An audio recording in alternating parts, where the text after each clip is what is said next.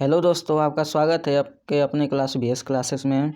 तो जैसा कि आप लोग जानते हैं, आज से हमने पॉलिटी का क्लास कल से ही चालू किया है। आज ये दूसरा क्लास है।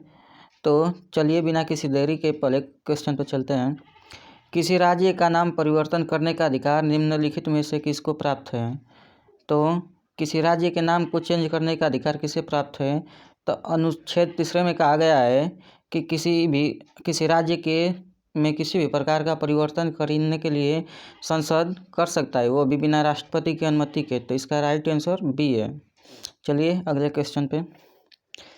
नए राज्य के गठन अथवा सीमा परिवर्तन करने का अधिकार किसको है? तो सेम वही सवाल, इसका राइट आंसर डी।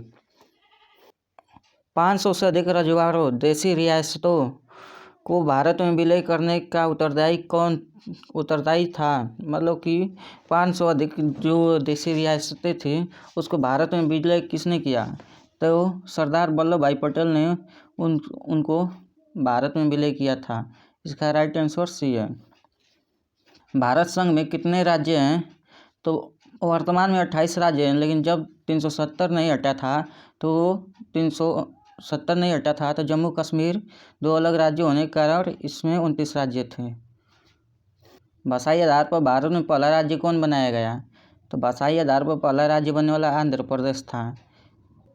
छठा क्वेश्चन है, 1956 में राज्यों के पुनर्गठन करने से, यानी जब 1956 में राज्यों का पुनर्गठन हुआ तो उस समय कितने राज्य थे और कितने केंद्र शासित प्रदेश थे? तो उस समय 14 राज्य थे और 6 केंद्र शासित प्रदेश थे। तो इसका राइट आंसर सी है।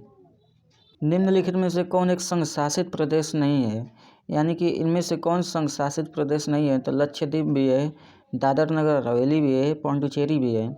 नागालैंड केंद्र शासित प्रदेश नहीं बल्कि राज्य है। इसका राइट आंसर डी। 8वां क्वेश्चन है, निम्नलिखित में से कौन केंद्र शासित प्रदेश नहीं है? यानी कि लक्षद्वीप, दमन दीव, पौंडीचेरी या मिजोरम। तो हम लोग जानते हैं मिजोरम एक राज्य है, और इसने पूछा है कौन केंद्र शासित प्रदेश नहीं है, तो मिजोरम ही केंद्र शासित प्रदेश नहीं है। पौंडीचेरी किस वर्ष भारतीय संघ में सम्मिलित किया गया था? पौंडीचेरी को किस वर्ष भारत में सम्मिलित किया गया था? तो इनमें से सभी ऑप्शन गलत है। इसका राइट आंसर है 1 नवंबर 1954 ईस्वी। 1 नवंबर 1954 ईस्वी को पौंडीचेरी को भारत में शामिल किया गया था। संविधान लागू होने के पश्चात निम्न में से कौन भारतीय संघ का एक आरक्षित राज्य था?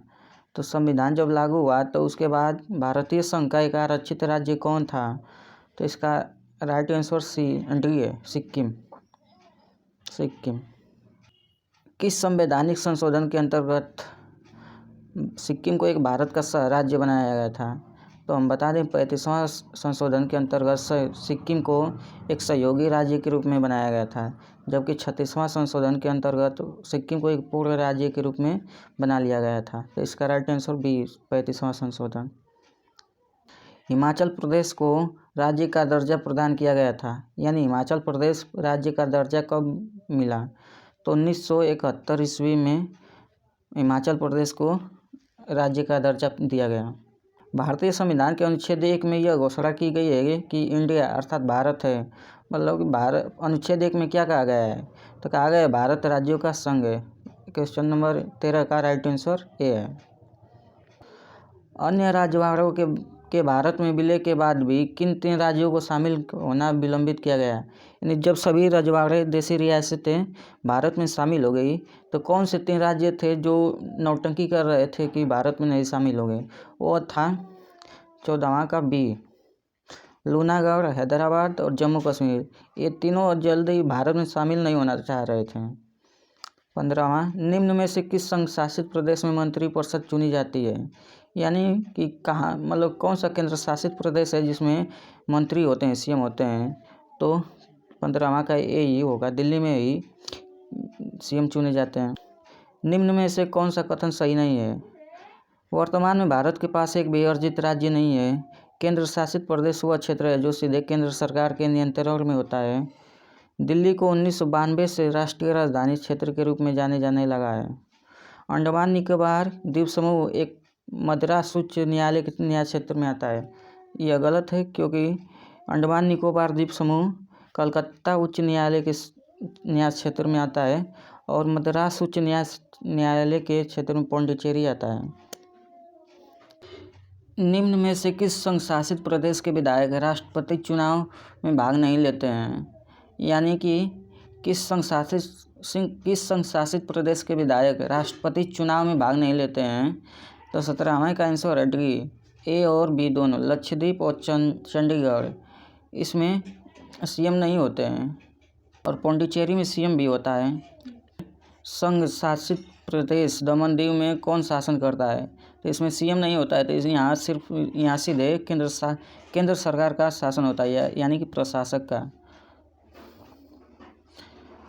19वां दिल्ली के मुख्यमंत्री को कौन नियुक्त करता है? यानी दिल्ली और पौंडीचेरी में तो सीएम होते हैं, तो उन सीएम को कौन चुनता है? तो उनको राष्ट्रपति जी चुनते हैं। केंद्र शासित प्रदेश दिल्ली का शासन किसके द्वारा संचालित होता है? वही संचालित तो सीएम द्वारा होता है, लेकिन इसको नियुक्त कौन करता है? राष्ट्रपति। तो इनडायरेक्टली देखें तो राष्ट्रपति उसका शासन चलाता है। निम्न में से कौन सा संघ शासित राज्य समवर्ती सूची पर कानून बना सकता है? राइट आंसर ए होगा।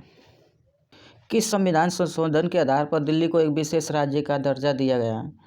तो हम बता दें कि 69वें संविधान संशोधन के आधार पर दिल्ली को एक विशेष राज्य बनाया गया।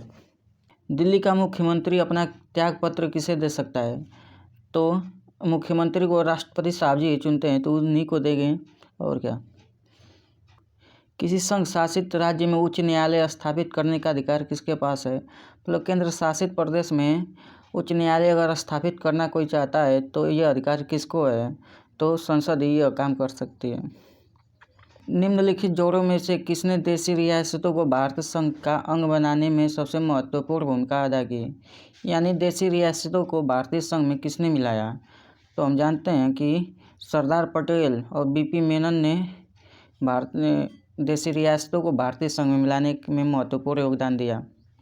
तो हमने अभी दूसरी पीडीएफ खोल ली है, तो चलिए इसमें भी 25 क्वेश्चन है, जल्दी से इसको निपटा लेते हैं। पहला क्वेश्चन है, नागरिकता का कानून कब पारित हुआ? मतलब नागरिकता संबंधी संशोधन का कानून कब पारित हुआ? 11 दिसंबर 2019, 11 अक्टूबर 2020, 11 अक्टूबर 2019। तो हम आपको बता दें कि नागरिकता संशोधन का कानून 11 दिसंबर 2019 को पारित हुआ था। अगला क्वेश्चन है, निम्नलिखित में से क्या भारत का नागरिक बनने के लिए आवश्यक नहीं है? वंशानुक्रम, जन्म, अधिगृहित संपत्ति, देशीकरण या इनमें से कोई नहीं। तो हम आपको बता दें कि अधिगृहित संपत्ति कोई आवश्यक नहीं है कि आपके पास रहेगा तो आप भारत का नागरिक आएंगे ही। भारतीय नागरिकता नहीं प्राप्त की जा सकती जन्म द्वारा, देशीकरण द्वारा, किसी भूभाग के सम्मिलन द्वारा, भारतीय बैंक में धन जमा करके या इनमें से कोई नहीं। तो हम आपको बता दें कि भारतीय बैंक में धन जमा करके आप नागरिकता नहीं प्राप्त कर सकते। भारत में कौन से पद के लिए जन्म से भारत का नागरिक होना जरूरी है? यानी कौन सा पद ऐसा है जो भारत का नागरिक होना जरूरी है? राष्ट्रपति, प्रधानमंत्री, मुख्य निर्वाचन आयुक्त या उपराष्ट्रपति या इनमें से कोई नहीं या इनमें से सभी। तो हम आपको बता दें कि यह सभी सरकारी पद है और इनको प्राप्त करने के लिए आपको भारत का नागरिक होना ही जरूरी ही है। तो इनमें से उपयुक्त में से एक से अधिक यानी सभी। 5वां, निम्नलिखित में से कौन सा अनुच्छेद संसद को नागरिकता के संबंध में विधि बनाने का शक्ति प्रदान करता है? अनुच्छेद 8, 9, 10, 11 या इनमें से कोई नहीं।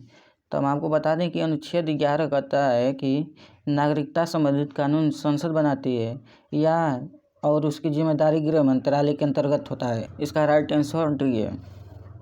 6वां, नागरिकता अधिनियम 1955 के अनुसार भारत की नागरिकता कितने प्रकार से प्राप्त की जा सकती है? तो हम आपको बता दें कि नागरिकता 5 प्रकार से प्राप्त की जा सकती है। जन्म के आधार पे, वंश के आधार पे, पंजीकरण के द्वारा, देशीकरण के द्वारा और अर्जित भूमि के द्वारा।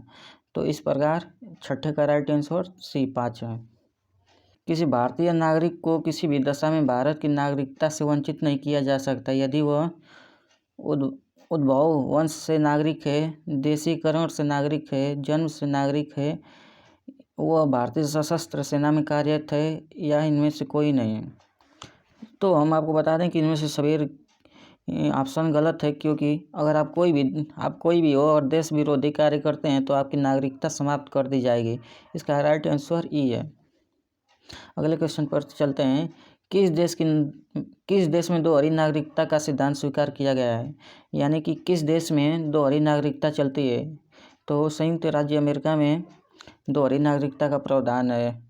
अगला क्वेश्चन, भारत में नागरिकता का निम्नलिखित विशेषताओं में से कौन सा सही है, यानी कि भारत में नागरिकता किस प्रकार की है? तो राज्य तथा राष्ट्र की दोहरी नागरिकता, या राज्य की एकल नागरिकता, संपूर्ण भारत की एकल नागरिकता, भारत और अन्य देश की दोहरी नागरिकता। तो हम आपको बता दें कि संपूर्ण भारत में एकल नागरिकता चलती है, यानी कि एक ही नागरिकता होती है भारत में। अगले क्वेश्चन चलते हैं। नागरिकता 5 प्रकार से प्राप्त किया जा सकता है, इसको समाप्त कितने प्रकार से कर सकते हैं? नागरिकता 5 प्रकार से प्राप्त कर सकते हैं, तो मैंने पहले ही बताया।